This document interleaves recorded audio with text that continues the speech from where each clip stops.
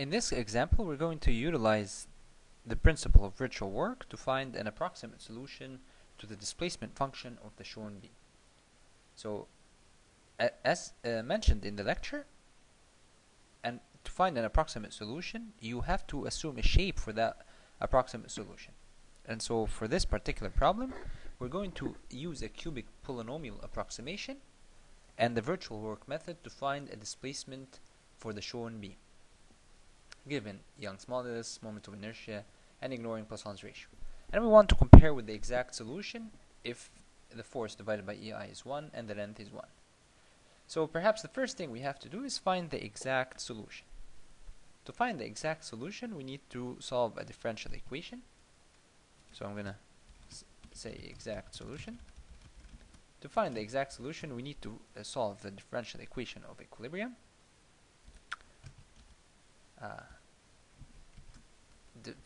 Solve, and here, because of the application of the force, the displacement on the left is not equal to the displacement on the right.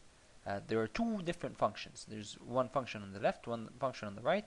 Now they might meet, they have the same displacement at this point, but the shape of the function itself will not be the same, simply because there's a discontinuity at this point because of the application of the force. So we're going to solve for two functions. One is called y1, the other one is called y2. And they're both function of, let's say, capital X1. Now I have to make sure that everything, the variables are all clear. So I'm going to clear y1, y2, x1, a, ei, p, and l. So there are two differential equations of equilibrium. The first one is EI multiplied by the fourth derivative of x1, the fourth derivative of y1 with respect to x1 equal to 0, and also EI multiplied by y2, fourth derivative of x1 is also equal to 0. So we have two differential equations. Now we need 8 boundary conditions, as we shown. You should look at the solution of this problem in the lecture, in the last lecture of the virtual work, the online lecture of the virtual work, to see the 8 boundary conditions that we have to implement. And the 8 boundary conditions that we have to implement are: first, the displacement at this point is equal to 0. So y1 of 0 is equal to 0. And the displacement at the last point is equal to 0. So y2 of 0 is equal to 0. So these are two boundary conditions. The second, the other two, is that the moment at this end is equal to 0, and the moment at this end is also equal to 0. So at the moment is equal to the second derivative of y1, and the moment on the other end is second derivative of y2, but that's at the end L is equal to 0. And similarly here, we're saying the displacement at x1 is 0 is equal to 0, and the displacement at y2, the function y2, when x is equal to L, actually at this end is equal to 0. So this is the moment on the left end. The moment on the right end is 0. So far we have 4 boundary conditions. We need 4 more. The 4 more are all related to what's happening in the middle here. In the middle here, I have the displacement function L over 2 has to be equal to the displacement function y2, because the displacement on the at this point the beam is continuous, so the displacements are the same, and the rotations are also the same.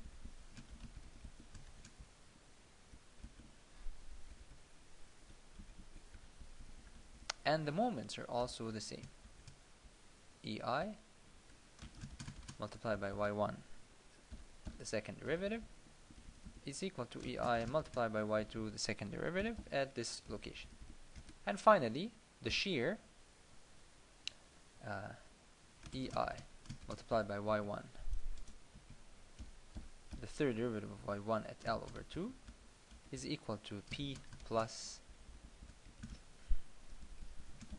the shear on the other side, which is this third derivative of y2 with respect to L over 2. Shift enter and you find the function y1 and the function y2. y1 is applicable from 0 to L over 2, and y2 is applicable from L over 2 to L. Now to capture this, I'm going to say y1 is equal to y1 of x1 when I utilize the solution, and y2 is equal to y2 of x1 when I utilize the solution. So this is y1 and this is y2. And I'm going to call them y exact, and I'm going to utilize a function in Mathematica called piecewise that defines that y1 is defined from 0 to L over 2, and y2 is defined from L over 2 to L. Shift enter, and here's the exact function. When x1 is between 0 and L over 2, you need to substitute in this one, in y1, and when x1 is between L over 2 and L, you need to substitute in this equation. So this is the exact solution. As you can see, the exact solution is made out of two functions, one on the left and one on the right, and because of the discontinuity in the shear, that's why I need two functions. Now we can assume, let's assume values for p and ei and l to plot this function. So I'm going to call y exact numerical is equal to y exact when I use L to be equal to 1, and I'm also going to use P over EI equal to 1, and the numerical y exact has these numbers. I can plot them. Plot y exact numerical. x1 is from 0 to L, and here's from 0 to 1. And here's the displacement shape of that beam if the P over EI is 1 and if the length is equal to 1. Okay, now we want to utilize the virtual work principle to find an approximate solution. So I'm going to assume, as seen in the lecture, that the approximate solution is made out of a cubic polynomial function, and after utilizing the boundary conditions that the displacement is 0 at this point and the displacement is 0 at the other point, we reach that the approximate solution is equal to a2 multiplied by x1 multiplied by x1 minus L plus a3 multiplied by x1 multiplied by x1 squared minus L squared. And what we're interested in is what are those functions, what are those numbers a2 and a3, so that I get a nice approximate solution. So to find an approximate solution, I'm going to satisfy the principle of virtual work, which states the internal virtual work is equal to the external virtual work. But to have the virtual work, I need a virtual displacement. So I'm going to call the virtual displacement y star. I'm going to utilize exactly the approximate solution,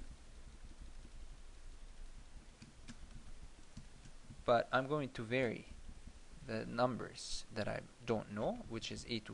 I make it a2 star, and a3 I'm going to make it a3 star.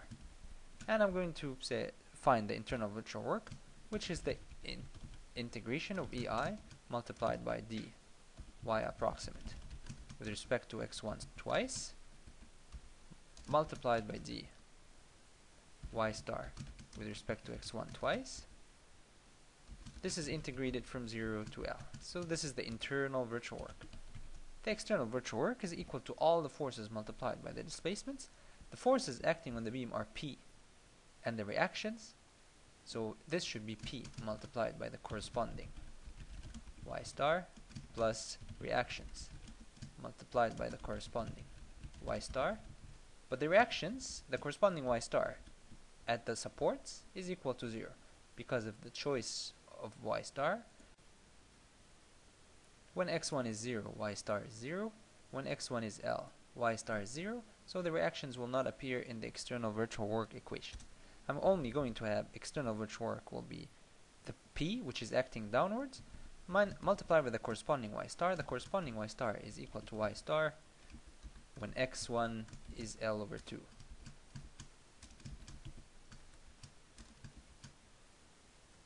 Shift enter, and you get the internal virtual work. This is the let's just write it. Let's just print so that we can differentiate. Print the internal virtual work equal, and the external virtual work equal. So the internal virtual work is equal to this, and the external virtual work is equal to that. Now, I'm going to utilize that the internal virtual work is equal to the external virtual work to be able to find the approximate solution. So how am I going to do that? Well, because the y star, which is the virtual displacement, is arbitrary, I can say, well, I can choose anything for A2 star and anything for A3 star.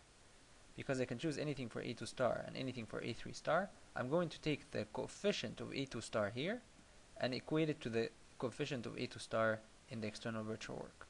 And I will take the coefficient of A3 star in the internal virtual work, equate it to the coefficient of A3 star in the external virtual work. So I'm going to say solve two equations. The coefficient of A2 star in the internal virtual work has to be equal to the coefficient of A3 star in the external virtual work. Sorry, in the A2 star as well in the external virtual work. And similarly, the coefficient of A3 star is equal to the coefficient of A3 star in the external virtual work. And we need to solve these two equations to find A2 and A3 in the approximate solution. Shift enter. Let's call this variable A. Shift enter, and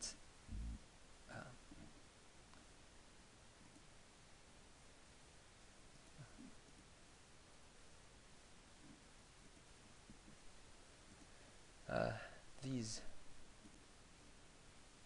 actually the function coefficient should take the coefficient of it takes the internal virtual work first. So the coefficient in the internal virtual work argument of A2 star.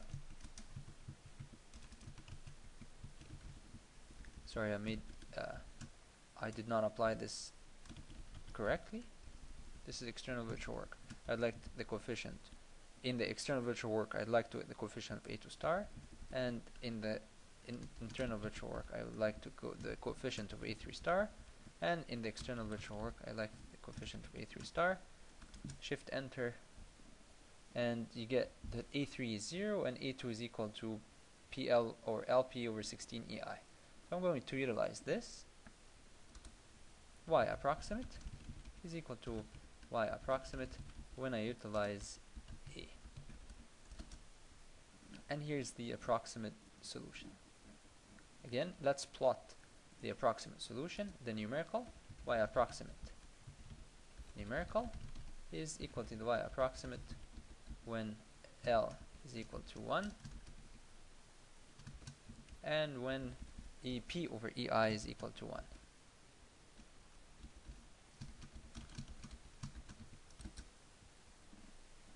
And this is the numerical approximate solution, and now I can plot them both the Y approximate numerical and Y exact numerical when x1 from 0 to L. You could see that they're close enough from 0 to 1. You could see they're close, but well, they're not very close, but they're the approximate solution has almost the same shape. Now, to differentiate between which one is the approximate, which one is the exact, I'm going to utilize the plot legend in Mathematica. To utilize the plot legend, I need to write needs plot legends, and I'm going to put a plot legend here. At the end, plot legend. Why? The first one is the approximate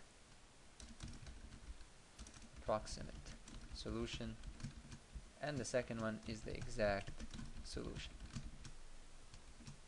Shift enter, and you see that the approximate solution is smaller than the exact solution. The exact solution, the displacement of the beam is higher. And so this is how we utilize the principle of virtual work to find an approximate solution. And let's recap what we did. To find the approximate solution, we have to assume a shape for that approximate solution, and from this shape then we can define a y star and equate the internal virtual work with the external virtual work. Because y star is arbitrary, when I say internal virtual work is equal to external virtual work, I'm going to get a lot of stuff multiplied by a2 star and a lot of and a big argument or a big term multiplied by a3 star. And when I say the external virtual work is equal to the internal virtual work, and because of the arbitrariness of a2 star and a3 star, I take whatever is multiplied by a2 star from both sides and say they're equal, whatever is multiplied by a3 star from both sides and say they're equal, and because of that I end up with solving for the unknowns, which are a2 and a3.